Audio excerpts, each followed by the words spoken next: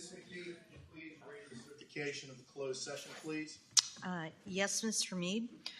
Whereas the New Kent County School Board has convened a closed meeting on this date pursuant to an affirmative recorded vote and in accordance with the provisions of the Virginia Freedom of Information Act, and whereas Section 2.2-3711 of the Code of Virginia requires a certification by the New Kent County School Board that such closed meeting was conducted in conformity with Virginia law.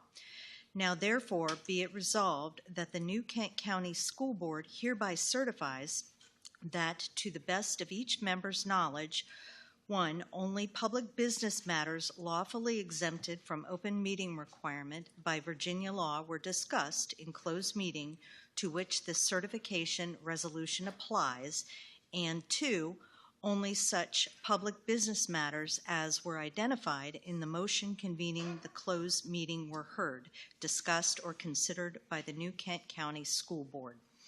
Do I hear a motion to approve the certification of the closed session? I move that we approve the certification of the closed session. Do I hear a second? A second. We'll go to a vote. All in favor, say aye. Aye. All the ayes have it, no opposed. The certification is recorded. So welcome this evening. We want to thank everyone for being here. I know many parents are here to support their students and many of the folks in the public. So I'll call to order this regular session. And to start the order, we will start by doing the Pledge of Allegiance. If you would stand with me, please, and face the flag. I pledge allegiance to the flag of the United States of America and to the republic for which it stands, one nation, under God, indivisible, with liberty and justice for all.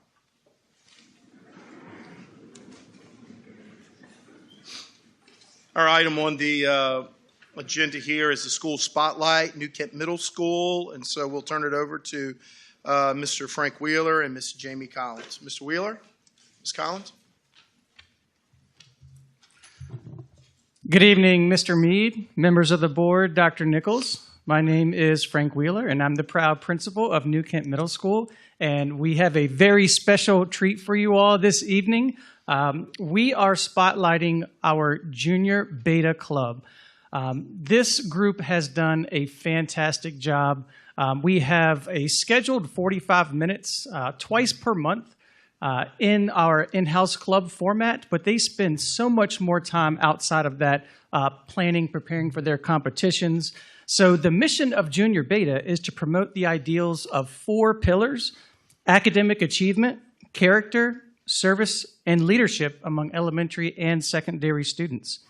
So we are currently at 66 active members, and in February at the state convention, we had an outstanding performance. That was a convention in Hampton, Virginia, and we had over 20 students qualify for nationals, which is pretty remarkable. So we're very proud of them.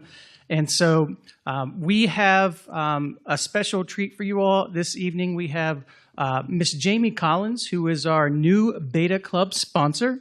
And she's going to talk a little bit about the program, and she's going to be introducing some students to show you a few examples of their work from the state convention. So without further ado, Miss Jamie Collins.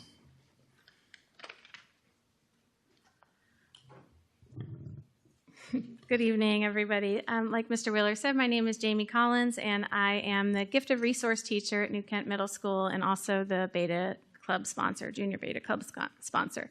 This presentation is actually perfect timing because this week is actually National Beta Week. So thanks for scheduling us today. I know you all planned that. Next slide, please. I'm here tonight to talk to you about the power of Beta. Beta is founded on 4 main pillars: service, character, leadership, and achievement. Service is a large part of what we do at Junior Beta. Our motto is, let us lead by serving others. We currently have 9 and counting service projects happening with the Junior Beta Club. As you can see, they range from all types of different events. One of our main service projects is with the New Kent Free Little Pantry, and on the 5th of every month, we take our donations that we've collected and stock and organize the pantry to help those in the community. These service projects are all student-led, and they're helping students develop responsibility and also contribute to their community. Next slide, please. There we go. The second pillar of Junior Beta Club is character. We have high expectations of our Beta students to demonstrate, character, and they consistently not only meet but exceed our expectations. Our Beta students are honest, compassionate, kind, responsible, just to name a few. Next slide. Thank you. At the core of what we do in Junior Beta is growing future leaders. We have club officers who meet to plan and lead our other students in our club meetings.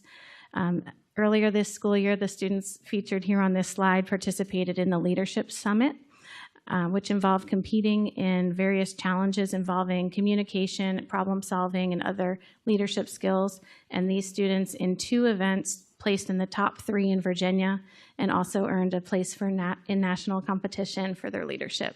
So they're well on their way. Achievement is the final pillar of Junior Beta. In order to be a part of this organization, students must earn and maintain all A's and B's. Their high scholastic achievement is evident in their performance at the state convention, where we had many students placed in the top 3 in the state for academic achievement tests. We also have high achievement with visual and performing arts, and we've brought many of the visual arts entries for state convention, as you can see in front of you. I brought with me many of our members this evening, but have asked just a few to speak. I'd like to introduce Paige Richards to you.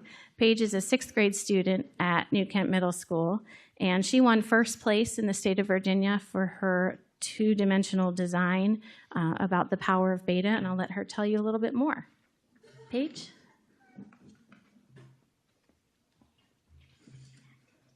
The 2-dimensional design banner had to communicate the convention's theme of the power of Beta. I wanted to show how we can use the 4 pillars of Beta: achievement, character, leadership, and service to help members solve problems and save the day. I designed the banner digitally first and then used paint, glitter, paper, and felt to create the 2-dimensional design.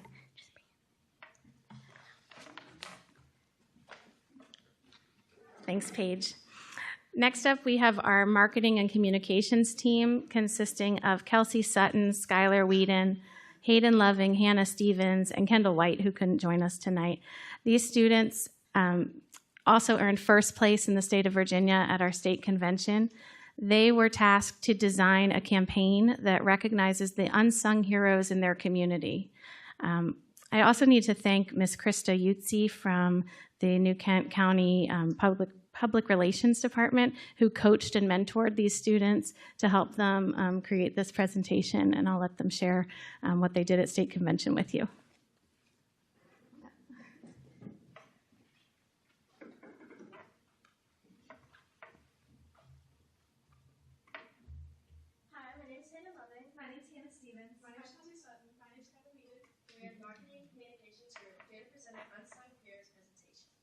First off, we're going to talk about our school janitor, Mr. Charlie. Mr. Charlie's been working in our school for about 10 years now, and he always brightens up everybody's day. Every Wednesday, we have hump day, and if you see Mr. Charlie in the hallway, always wish him a happy hump day, and he just is great and brightens our day. Saturday, we're going to You need to speak in the mic. Oh, you hear? We can pull it off. There we go. There you go. Sorry. Next, we're going to talk about Mr. Wilson, our school resource officer. Mr. Wilson is a resource officer at the New Kent Middle School. When we asked him why he does what he does, he said that he has 4 children of his own, and he loves helping them. And what better way to help them than to be in the school? When we asked him why he chose the middle school, he said that this is where you learn who you are and who your real friends are, and he loves interacting with the kids. Next, we're going to talk about Miss Downer, our school lunch lady. Miss Downer moved into the county about 10 years ago and decided to settle in by finding a job. The first job that she was introduced with was being a cafeteria worker. She loves interacting with the kids during the lunch line, wishing them a happy birthday and telling them to have a good day. Miss Downer said that this job is a mother's job, and she sees 375 kids on average per day, and she really enjoys all the interaction. Thank you for your time. Thank you.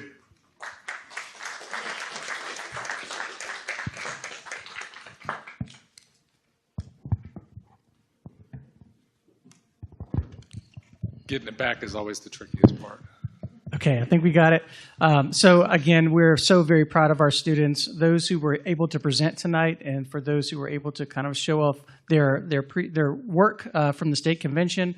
The Nationals is going to be in Louisville, Kentucky in June, so we're really excited to share with you the results of that competition. Thank you. That concludes our presentation.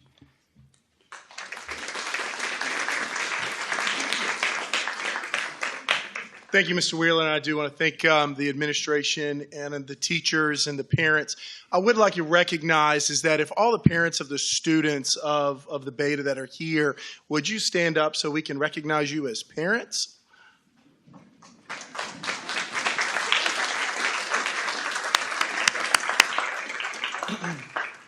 I say that because when you talk about unsung heroes, is that many parents are the unsung heroes that help support their students throughout their endeavors and to challenge them. So thank you, parents, for your investment in your children and your investment in the community to making Beta at the middle school such a success. We'll move on this evening to recognition of state champions by Dr. Nichols.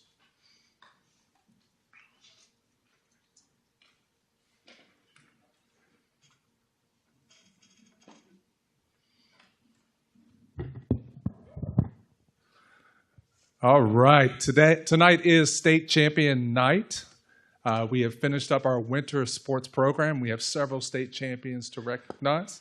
So we will do this at this time. So the first state champion is our Group 3A Girls State Diving Champion at the 1 meter competition. Now you may be looking like New Kent doesn't have a pool. We don't have a pool, but we have a state champion. So we want to congratulate Aisling Gutierrez as the state diving champion. Come on up.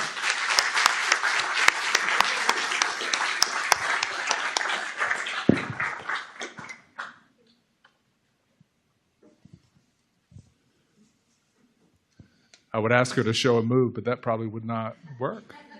And Aisling will be back with us next year, correct? All right. So we look forward to multiple state champions. Speaking of multiple state champions, you like that transition? We have several wrestlers with us tonight who are also bringing home state championships. So the first is Group 3A, his second state championship, if I'm correct, at 126 pounds, and that is Kyle Gibson.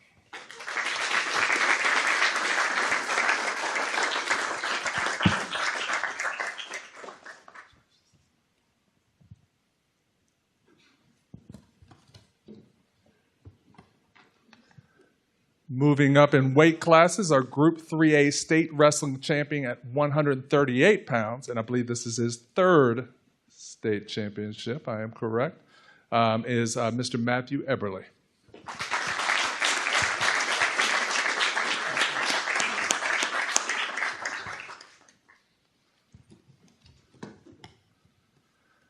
And last but not least, Group 3A state wrestling champion at 144 pounds, and I believe also his third state championship. Oh boy, I'm on tonight. Patrick Jordan.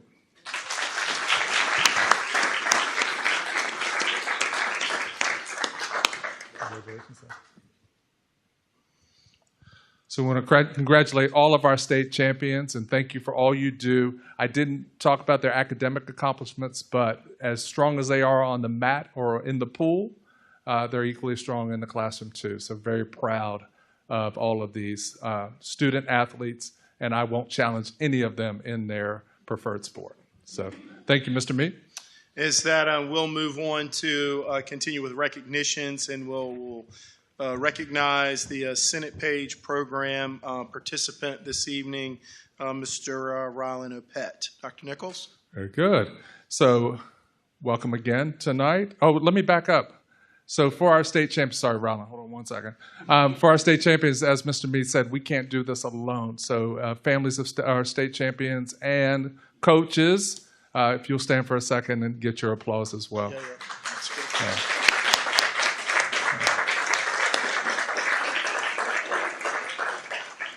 See, I made that comment. I was on too early. So moving on, we want to recognize a very rare opportunity, as rare state championships are. This is also very rare. This year, we had our very own Senate Page.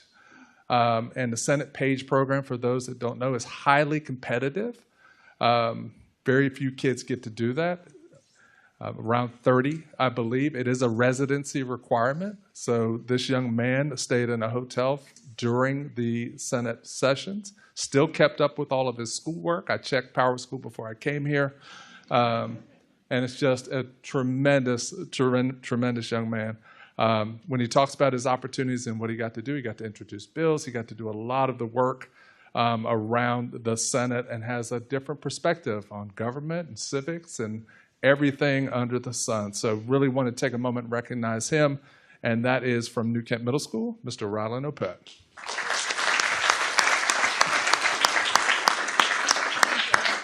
So, do you want to say anything about your Senate experience? You can't tell me no at this point, so the microphone. You've been on the floor, so you can do this.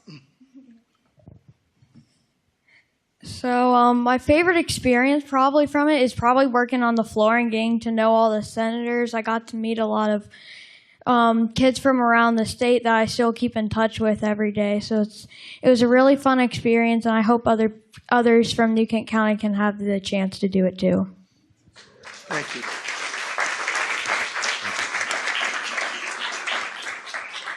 So I have a friend who's a superintendent whose daughter was part of the Page program too, and I asked Rylan if he knew her, and he said, no, she must be a House Page. So evidently there's a divide. Just like with our budget right now, there's a divide between House and Senate. The Pages also share that. So we have incredible kids and incredible families. So I want to ask, Rylan has a support system here, family, so if you can please stand and be recognized, because he couldn't have done all this without you.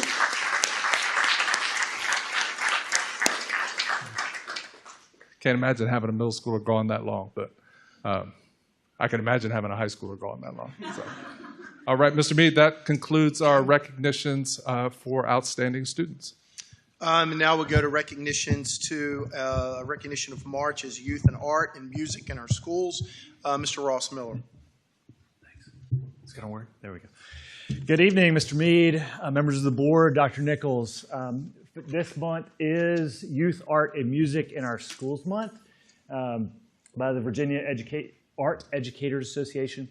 And here in New Kent, we have the wonderful opportunity to provide a well-rounded art program from pre-K all the way through 12. We have an amazing group of both art, as well as music, as well as theater, as well as band, teachers all the way through, and is one of our programs that we definitely highlight.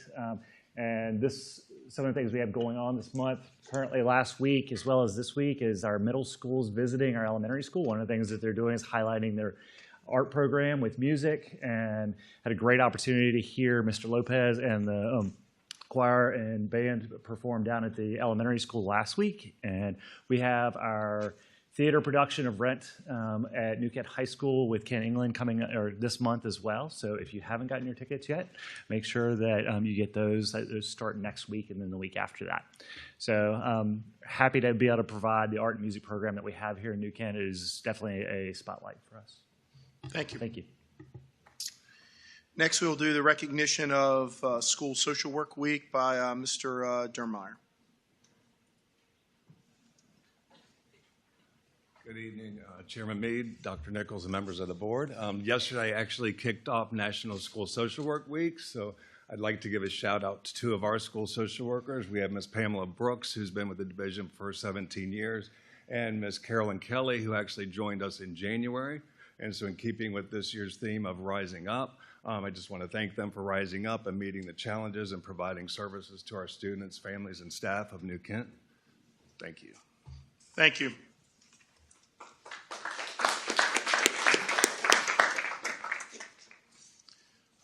Before we go to the consent agenda, I just want to, if you are here, parents and students, if you are under any time constraints, you are not obligated to feel like you have to stay. You're more than welcome to stay for the rest of the school board meeting, but I don't want you to feel like based on your time constraints and your schedule, so you can be dismissed at this time if you would like to.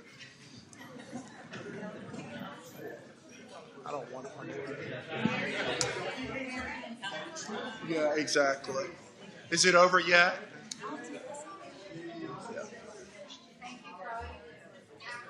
See you, Hunter.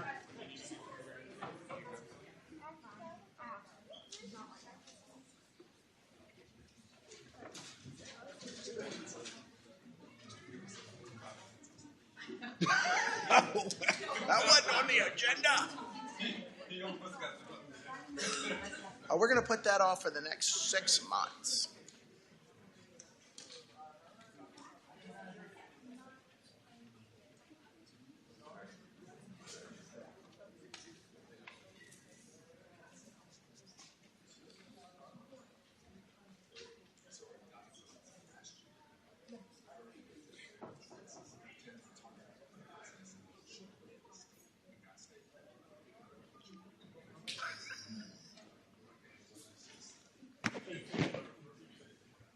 The interesting part is, up to like 3 years ago, New Kent never had a doctor in the history of the. Yeah, it was like Utah. Yeah, it's been quite a few years since we've had competitive anybody who wants to die.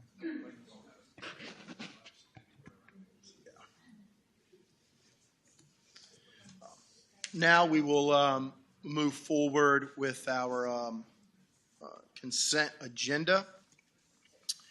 And board members, by now you've had an opportunity to review the items listed on the consent agenda, including the minutes from the previous meeting, the bills and the payroll, monthly financials, and the superintendent's recommendation regarding personnel matters. Do I hear a motion to approve the consent agenda as presented? I move that we approve the consent agenda as presented. Is there a second? Second. We'll go to a vote. All in favor, say aye. Aye. Unopposed, consent agenda is approved and accepted. Our next agenda item is new business, which is the update of the FY 22-23 calendar update. Dr. Nichols. Thank you, Mr. Mead. At our last board meeting, when we were talking about the calendar for the following school year, we started discussing what happens if we do not use any of our inclement weather hours or days. And I told you at that meeting I would bring you a recommendation tonight, as we had a beautiful day today. It's looking less and less like snow is in our forecast. In saying that, I just jinxed it. So this proposal does have a buffer in there as well. Just about every day I get the question of if we don't use snow days, what happens? And then that's mostly from staff, and sometimes teachers ask too. Students ask too. So what I have for you are recommendations regarding this. The state has a requirement of 180 days or 990 school hours. New Kent goes well above and beyond the 990 school hours. And we have a number of days banked in hours. The problem comes in our high school schedule, which I did talk about this last time. Our high school is on a 4x4 schedule, so semester 1, set of classes, semester 2, completely different set of classes. So although we could take more time than this, not that I would recommend that, we can't at the high school level. So we wouldn't want to take too much time out of the second semester when we didn't out of the first semester, I guess is what I'm trying to say. So in saying that, I feel comfortable with the following recommendation, is that Friday, May 26th, which is the Friday before Memorial Day, would be a student holiday. So we did have that off in the calendar last year as a regularly scheduled day, so we would add that to it. And then the last three, we would shorten the end of the school year. So the school year is supposed to end on that Friday. The last day for students would be that Tuesday. So students would not report the Wednesday, Thursday, Friday. Teachers would report on the Wednesday, and then lead teachers would report on the Thursday. So we would shorten the end of the school year by 3 days.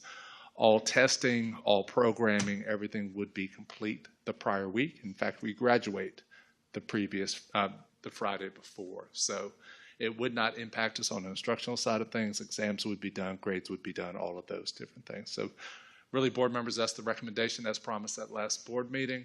Be happy to answer any questions. Pending approval, we would begin communicating immediately to community, families, and students. Although I think this communication will go quicker than we're able to communicate. Yeah, this becomes before us as an action item to vote on. Any questions, comments? What do we think attendance will be like that Monday and Tuesday? I just had to ask. Pending at the high school, pending your exam completion and everything that you have done, I wouldn't say it would be our greatest attendance. So that begs the question about the Monday and Tuesday. It really would cut our hours too close at the high school level specifically. And we've been known to have some crazy weather in the spring. So I really still need to build a cushion there as well. So, thank you. The next item on the agenda is the conversation about per pupil spending. Dr. Nichols. All right, thank you, Mr. Mead. We are having a budget presentation tonight, but thought it was important to talk about per pupil spending as it stands right now in New Kent County and show how good we are with the money that we invest in education. So that's what I have before you this evening. Momentarily. Here we go. All right, so per pupil spending is a way that we measure across school divisions money invested in students. So I'll give you the formal definition on the next slide. Oops. It's average pupil expenditure is the aggregate current expenditures of all educational agencies in the state divided by the total number of students. So all things being equal, you can compare a school division of 50,000 kids to a school division of 500 kids because you're using the same inputs on the financial side. So each year, the Department of Education provides the data for us. So I've cited the source at the bottom of the page. Right now, the State Department is only to 2020, 2021, but I did also show you our expenditures per student 21, 22. So on state average, the average per pupil is $14,206, and it's broken across 3 buckets of money.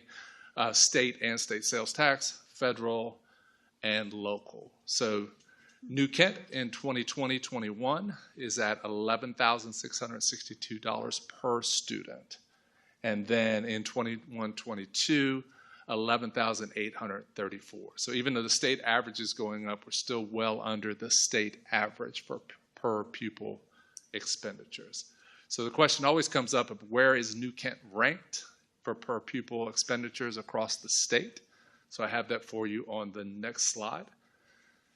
And I broke it into those same buckets. So New Kent per pupil spending ranks in the state. We are 91 out of 132 as far as state funding. So number 1 being most state funds per student, and 132 being the least state funds per student. Federal, we're at 113 out of 132. New Kent does not get much federal money coming into our budget. And then local, we're at 78 out of 132. So when you aggregate all those totals and you compare it against the rest of the Commonwealth, there are 132 school divisions. New Kent is 123 out of 132 for per pupil spending. So money invested in New Kent really goes a long way, because when you compare our outcomes to outcomes of schools that spend more per kid, we're still outperforming those school divisions that are spending significantly more per student. So recently, several newspapers, TV stations did articles on per pupil spending. And it is interesting to look at trends in per pupil spending from City of Richmond spends over $20,000 per student to localities more like New Kent that spend $11,000 per student. So, will you remind us what determines how much state and federal funding we receive? Sure. So a lot of that is driven, and Haney can certainly speak to this as well if I'm not as comprehensive. The federal piece often comes down to Title I and free and reduced lunch. So that is why you will see that that number is so low for New Kent. The state number is a number of factors, but the local composite index is another piece, which also comes down to how able is the locality to pay for education. So we have an LCI number, which we'll share in Haney's presentation later, and that determines how much the locality has to pay regarding education. So that's really how those shake out, and then the local number is really working in partnership with the county. So that is the only variable that's not as set. In some localities it is set. Ours is more of a back and forth with the county. You're welcome. Any other questions, members? So as we come forward with an ask in this operating budget and you see more money, so just a reminder that we are very good at what we do when it comes to spending per student. Thank you, Dr. Nichols. Yes. Under the old business, on the agenda is the FY 23-24 Superintendent's recommended budget by Dr. Nichols and Ms. Haney-Moran. Ms. Moran? Thank you, Mr. Mead, school board members, Dr. Nichols. We are going to present the recommended budget for the 23-24 school year this evening, and a lot of the information is information that you saw at our last presentation, just a little bit more details. So with that, just starting kind of reviewing the key points again, the process that we go through. Uncertainty definitely continues to be a variable, especially with the state funding, county funding. There are a lot of variables, things that we don't know. So we're taking our best stab at it right now, and we'll continue to certainly update you as we go. Again, we had budget forums held at each school. We hope that those staff members will see a lot of what they brought to us in this budget this year for next year. We've met with division directors and principals. We've met with parent and teacher advisory groups. And again, we hope that you see those themes throughout the budget. Next slide, we'll look at our revenue. And there you go. Right now, our additional state revenue is coming in at $2.5 million, and that is budgeted at ADM of $3,500. Last time, I think it came to you at $3,450, so we did revisit our enrollment, and we try to take a very conservative approach on our enrollment, but I think that we're growing so quickly that we're comfortable in pushing it a little bit further this year than we typically do, just knowing that we will continue to grow. Our local composite index remains at 0.4244, and the state calc tool error that folks have been discussing is corrected in 23, but not corrected for 24. So that is not, that is something that we have backed out of our state total in this presentation. For Quinton, we have no additional revenue requested. We are requesting $2 million from the county transfer in, with a reduction of $100,000 in our CIP transfer. If you remember that, years ago was $300,000 for the one-to-one initiative, and each year we try to reduce that really to get that fully funded in our general fund. So that's just a continuation of that request. And then, of course, we're just really continuing to utilize grant funding, making sure that we're not getting ourselves in a bind in the future.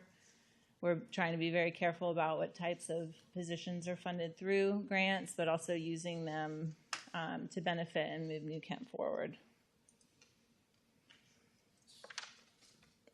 The revenue outlook, really I've just highlighted Fund 205 here because that's our general fund, so that's really the focus of this presentation, what we're doing with the general fund. You will notice our textbook is pretty much staying in line with where it has been. Our school nutrition fund is dipping, and that's really just switching from free meals for students to paid. So we are actually serving less meals, and I have a slide on that. So that's just in line with really what our revenue and expenses are predicted to be. Our school grant fund, same thing. There's no real big changes there. That dip is just, we had in the budget last year part of our ESSER 2 funding. So you will see ESSER 3, we will bring that probably to the next board meeting to appropriate, so we're not putting that in our FY24 adopted budget. So just salary and benefit adjustments that we are currently recommending: a 5% salary adjustment for staff. That's $1.4 million. Just a little note here of what's really funded through the state for that particular increase is $834,948, which is about 57%. That goes back to the local ability to pay that Dr. Nichols was talking about. And Haney, I think that's an important point. So when you see House, Senate, Governor, those pieces say 5%, 7%, 3%, whatever the number is, it's not the total. It is the state's share of that, and the county locality has that share. So when you read 5%, know that that still means we have to come up with $834,000 to make that happen. So it is not what it seems when you read it. We do appreciate the additional support, but it's not for all positions. It's not for the total. So, additionally, our health care is increasing. As you all are aware, in past years, usually we will receive a renewal package around April or May, and we will bring that to the school board with our contribution rates for approval. So that is not something that we will have finalized prior to the time that you approve this budget. You'll see here in a minute, we're trying to be creative with how we're funding that. We do have some current year savings because last year's budget did have funding for healthcare with vacant positions, which we had a lot of, and also all of the new positions that we have budgeted for Quinton Elementary School. So that helped us this year to fund this increase.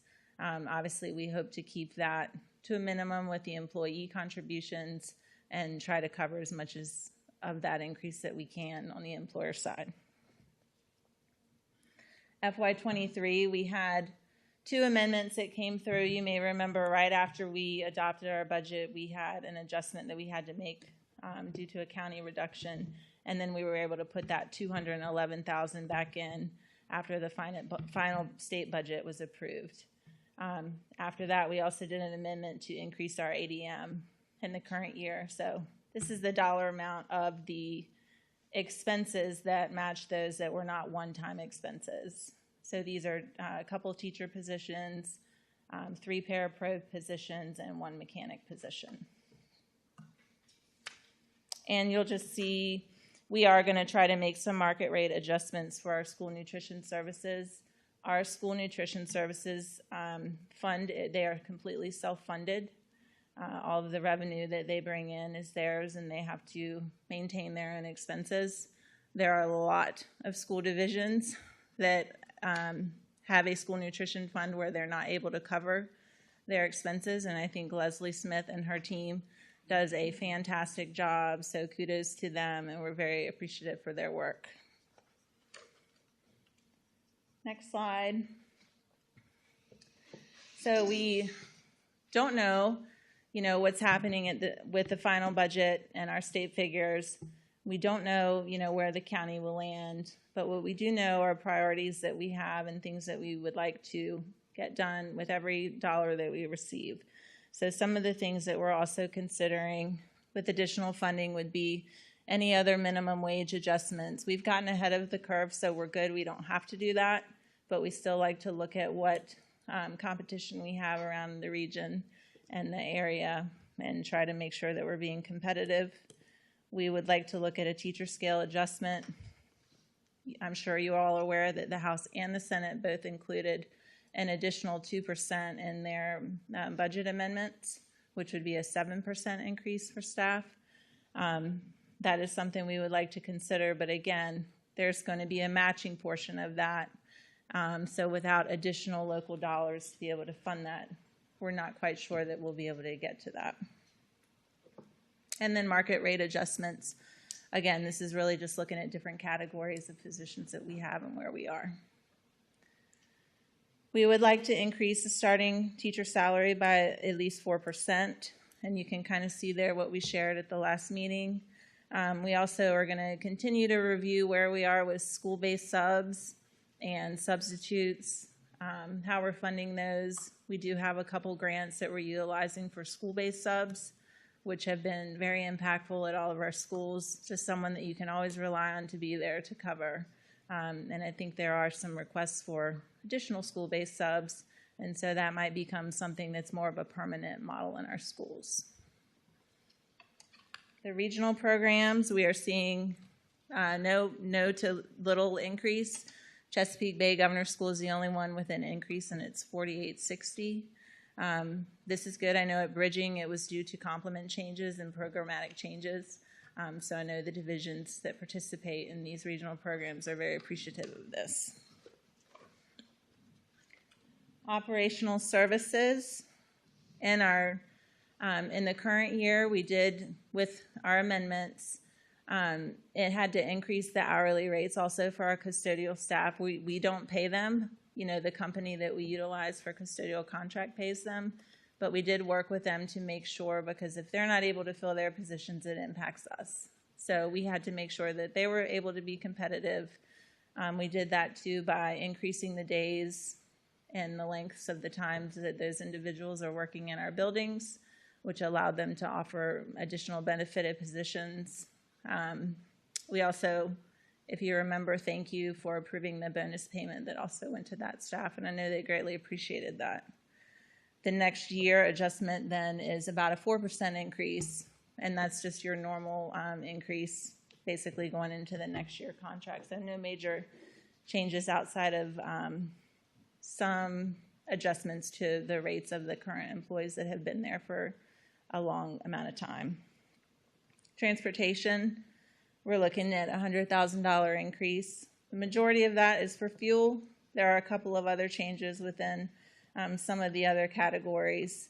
I will say that that increase in fuel is probably not enough for what we will spend in fuel, but we do feel that we'll have some additional one-time funds to help smooth that out over the next couple of years.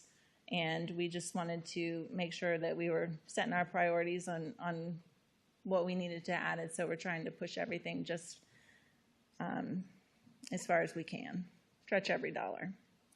With technology is another example of, we feel like we're meeting a lot of one-time needs currently. Mr. Terry is working really hard to make sure that we have updated equipment in all of our classrooms and schools. We're using a lot of our ESSER funding to complete a lot of that work. And I think even just revisiting the things that we have in our current budget, how we're utilizing that spend, what that looks like in a replacement cycle down the road. So we'll continue to do that work without putting that in the operating budget at this time, but know that we will be coming for additional one-time expenses.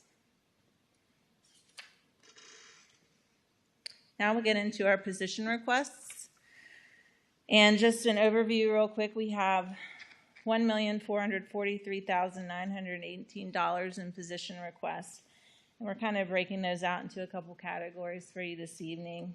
One is exceptional ed and school-based mental health supports, and then growth in other needs and operations.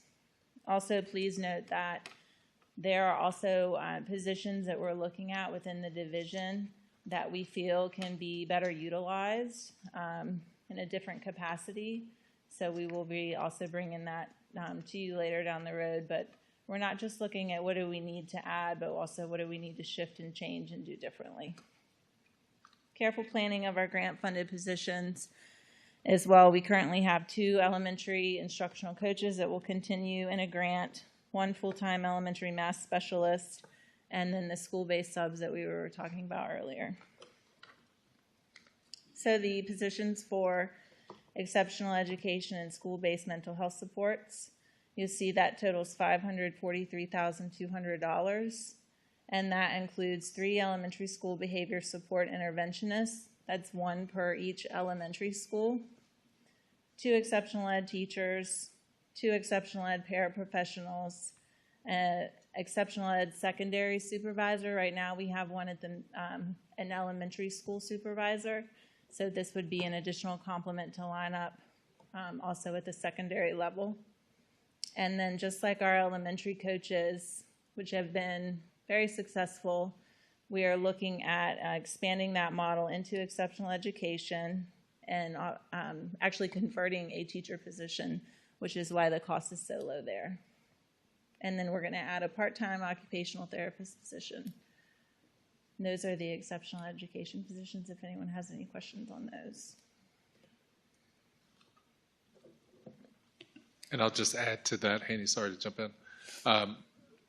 Those requests specifically, and we'll get into the other ones as well, really flow through several of our advisories, including parent advisory and teacher advisory, and was reaffirmed last week in our next set of advisory meetings around additional supports. As we grow as a school division, as a county, the need is growing, and we're kind of at that point in our budget to make some of these additional requests for positions. So special education specifically, we are growing, caseloads are growing to make sure that we are adequately staffed for the population that we're serving.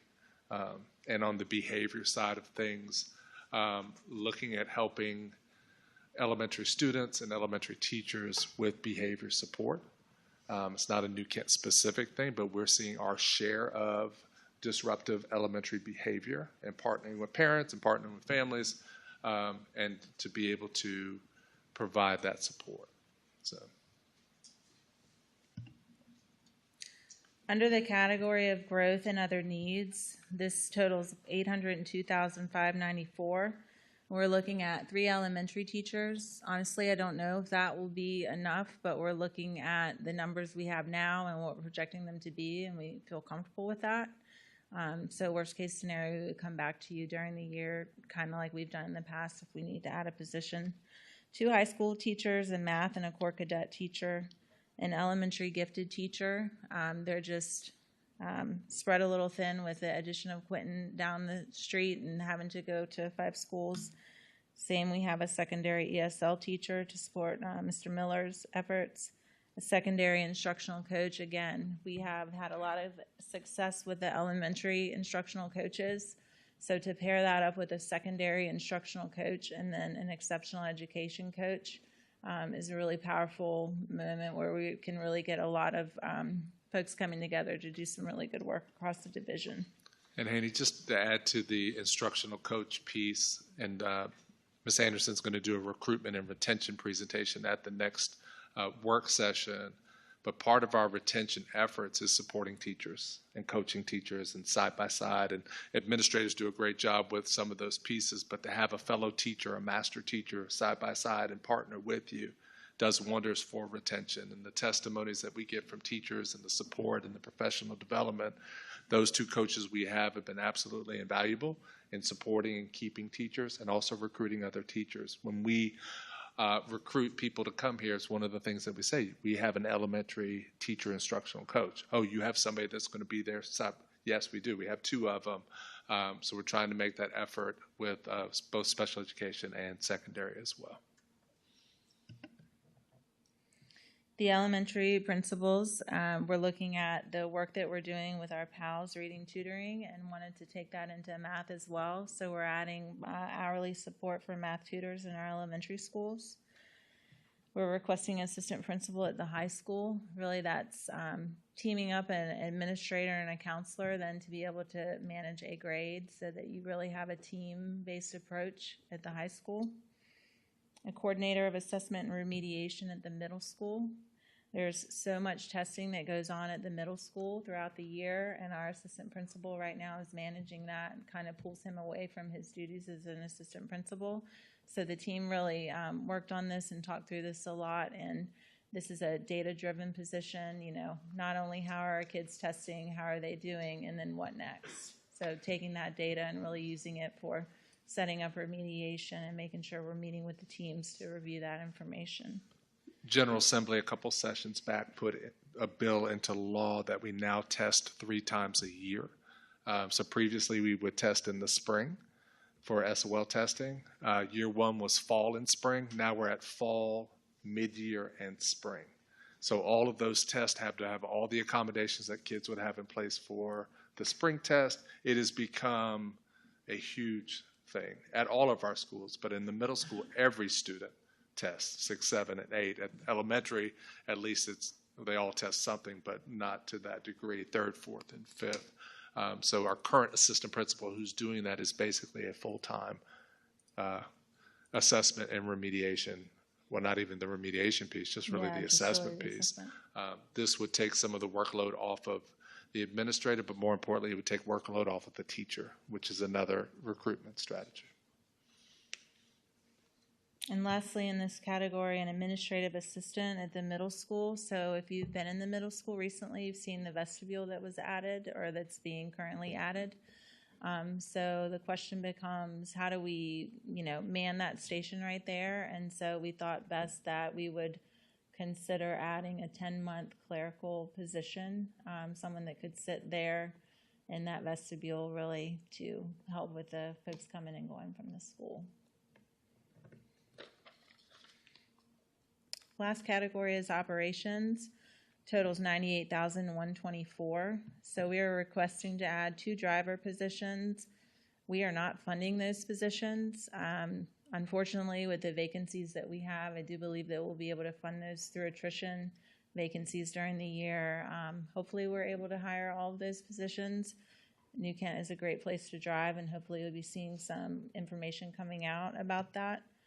We are funding the 3 part-time to full-time bus aid positions.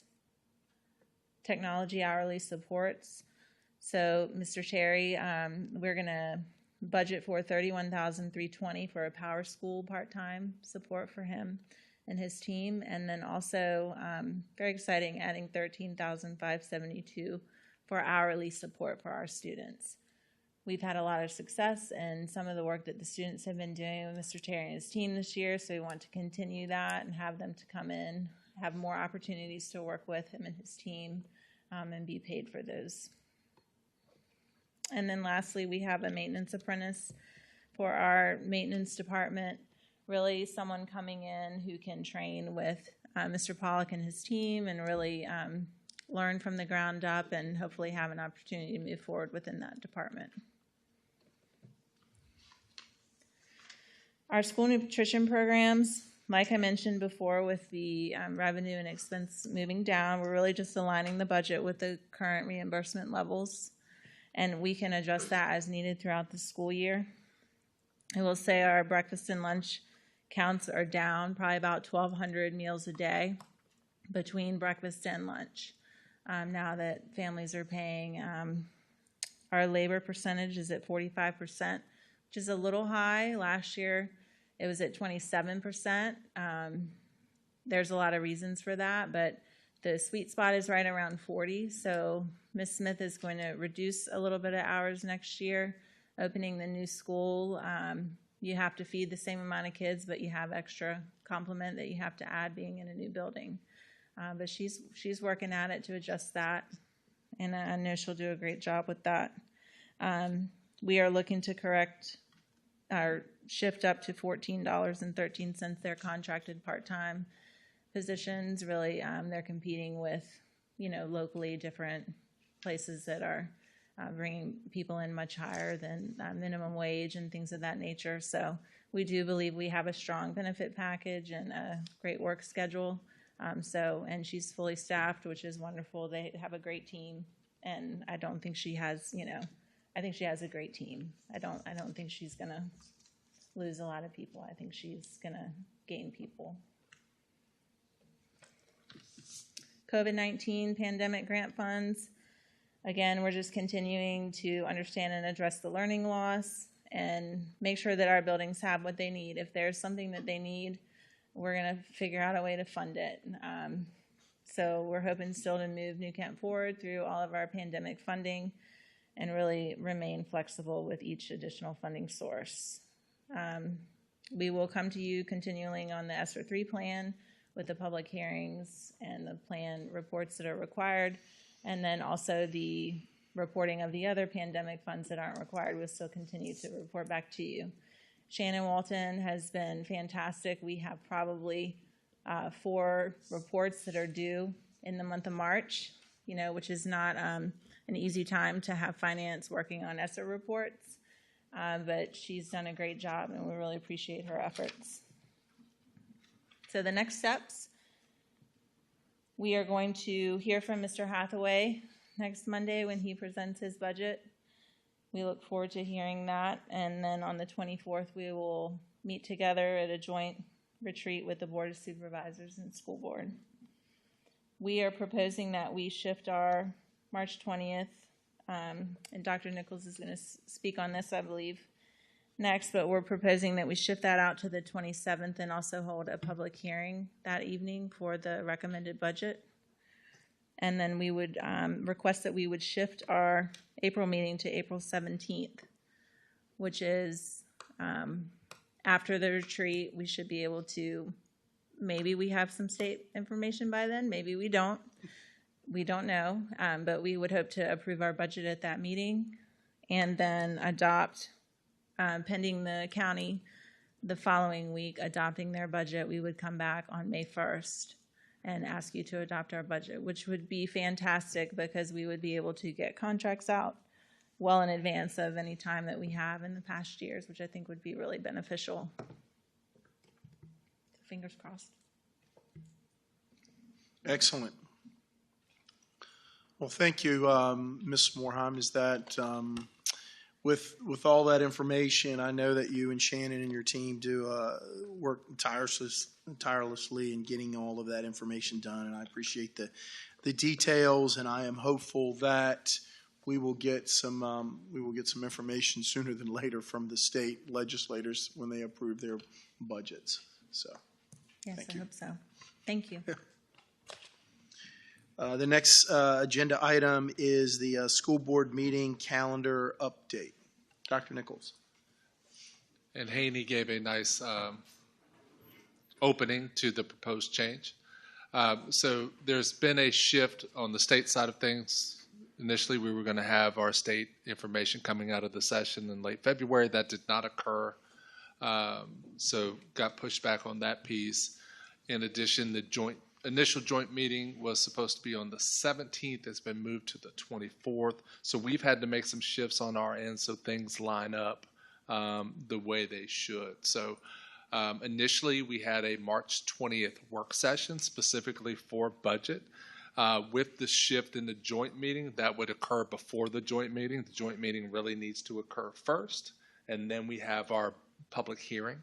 So although you don't technically have to vote on a work session, we would like to move the March work session from the 20th to the 27th so it happens after the joint meeting and we can make any adjustments that we would need to make. We'd also like to move the April 24th board meeting up a week to April 17th. So at that meeting, ideally, we would approve our budget. So public hearing on the 27th, approve the budget on the 17th, and then if the county is able to adopt their budget on the work session in late April, then we would be able to adopt our budget on May 1st, assuming we have all the data we need. We may get to May 1st and still not have a state number. That has happened before. It's likely going to happen again, but I hope there's a resolution there at some point. So board members, those would be 2 proposed changes, and we would make those changes on our website, on our pages, and share information as we go forward. But that's asking for that change tonight. So that would come before you as a vote. Thank you, Dr. Nichols. That will come before us as an action item to vote on. Now, next item on our agenda is citizen comments. Is that before we begin, I'd like to thank everyone for coming out tonight to speak. Please note that the comments are limited to 3 minutes. Once the timers sound, please promptly finish your comment and return to your seat. It is customary for the school board not to make comments during the citizen comment period. Please make sure your contact information is provided on the sign-up sheet if you would like someone to follow up with you. Thank you again for your coming and your comments. Our first speaker this evening is Mr. Reimer. Mr. Reimer?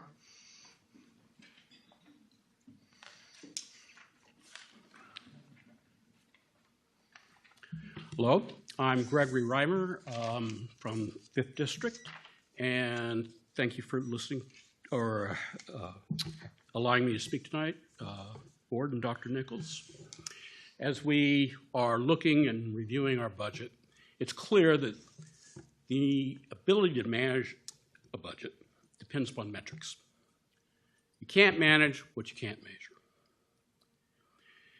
Dr. Nichols has already articulated well what he believes are the 3 primary goals of this school system.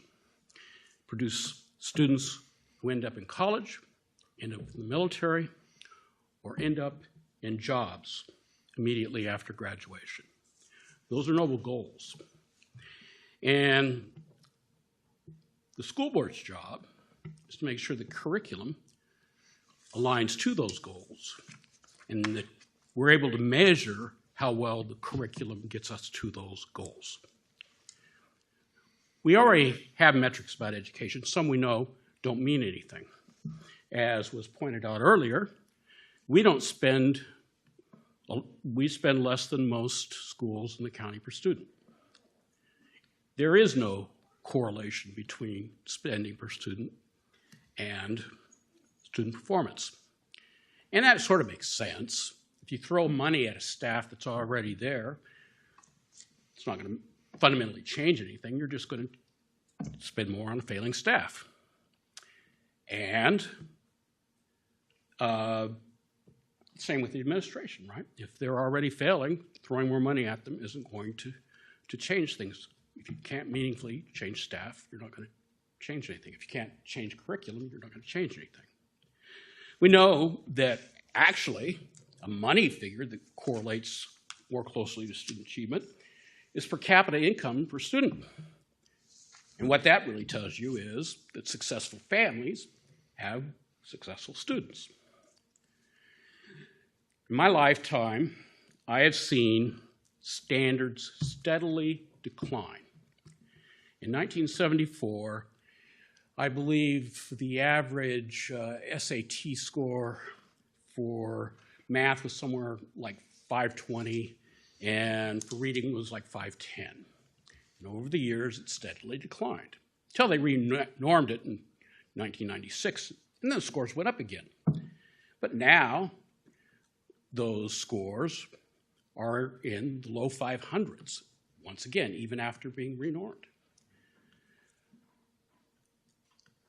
I think the big problem, and we had grade inflation that began in the 60s, and that was really talked about during our era, and I have no doubt that it's continued to be a problem. Part of the problem is the education bureaucracy was encountered with a huge problem. Thank you, Mr. Reimer. Our next speaker is Ms. Whedon. Okay.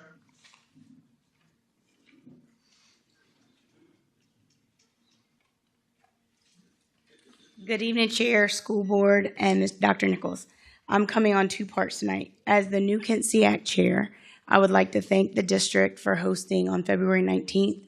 We had Area 6 first basketball tournament of the season, and it was the first time this has been debated with numbers 15, 14, or 13 years since Area 6 has been back in New Kent. And we used to be a very active part of opening up our gyms on the weekends. So on that Sunday, Dr. Nichols, Mr. Dermeyer, and myself were able to witness all these athletes come together. With that being said, New Kent High School hosted it, so Ms. McDonald and Ms. Bennett did a phenomenal job of getting students and staff to be able to host such an event. When you look at that, This past weekend, our New Kent athletes went to their state competition and they won first in their area. So it just sets a tone for the whole season. So I'm very thankful for our special ed leadership. Part 2, I'm coming as a junior Beta mom, and that's coming on behalf of being in education for 20 years. So I am a seasoned 18 years in one division, 2 years in a new one. And in all the divisions, I was blindsided in November at the PTA meeting when I found out we did not have a National Honor Society in New Kent County. And with that being said, Alyssa being a 7th grader, it was always off my radar because even in our region and areas in our proximity, they have the National Honor Society and the Beta, and you don't get membership until 7th grade. So then it didn't settle well with me, and so I've done some research. And as you look in the research, Alyssa's been in National Honor Junior Beta since 4th grade, and then we had the pandemic. So of course that put a wrench in things. Some community service hours are waived, etc. When you looked at the leadership picture tonight, those young men and women were presented with a writing prompt the day of convention. The other teams had 6 weeks with their writing prompt to prepare. So you're getting national qualifications off of 1 day notice and a presentation proposal that won top 3 in the state. So we're looking at students who are very exceptional, gifted, talented, governor school material, not all of them, some in arts, but it's an amazing group of kiddos to be around. When you attend as a Beta mom the convention, the people that got off the bus were not the same people that got on the bus on Wednesday. And I can speak on behalf of my daughter. She ran for vice president of the state. So she has separate standards. She walked in melancholy, okay. They prepped her in a leadership meeting, and she came out. She probably spoke to everybody at that convention that day to recruit votes, not winning, but learning exceptional growth from that. If we're going to be a small rural area and not do National Honor Society because we look at Beta, Beta's got to be tight as a tick. And in the past, it's been leeway. With that being said, I would like us to look at a $7,000 proposal, and I told Ross and Richard that I would look into them. Is that my first 3 minutes? Okay. Sorry, and keep, because I got hers 3 minutes. No, you just get 3 minutes. Oh, I thought I got 6. No, you can't defer 3 to 3. So. Sorry. No, that's fine. Thank you. So Ross has the proposal, Mr. Miller? I would get it. I was thinking, because Quentin and Watkins do not have a junior Beta, so we need to make that, and then I will get it to them. Thank you. Thank you. Our next speaker is Ms. Trivett. I'm good tonight. Thank you. Okay. Thank you. Thank you. All righty. That concludes our. Yeah, you have to sign up. Now we will go to our action items. Do I hear a motion to approve the proposed updates to the FY 22-23 calendar as presented? I move we approve the proposed updates to the calendar. Need a second? I second. Any discussion? Then we'll go to a vote. All in favor to accept the proposed updated calendar, say aye. Aye. No opposed. The action item for the calendar update is approved. The next action item is the approval of the school board meeting calendar changes. Do I hear a motion to approve the proposed changes to the school board meeting calendar as presented? I make a motion that we approve the school board meeting calendar changes as presented. Is there a second? Second. Now, any discussion? If not, we'll go to a vote. All in favor for the school board meeting calendar changes, vote by saying aye. Aye. Any no opposed. The school board calendar meeting changes are adopted. Next, we'll go to our school board member and superintendent comments. We'll start with Ms. Barber. I'd just like to, again, commend Ms. Morgheim and Shannon Walton on their efforts to put together our budget for the coming school year.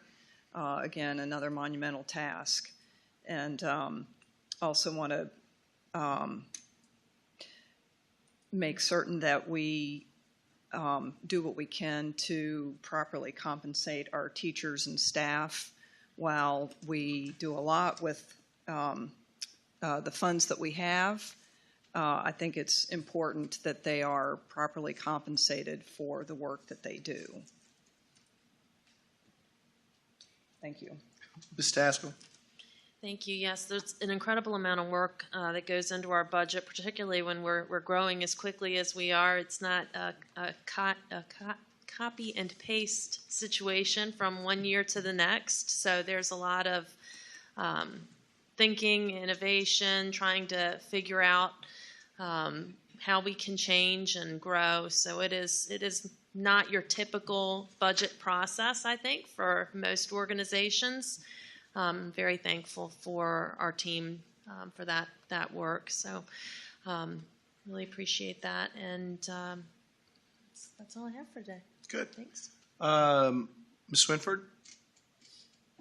Just want to thank, I thought it was wonderful, the students that were here tonight that we could celebrate.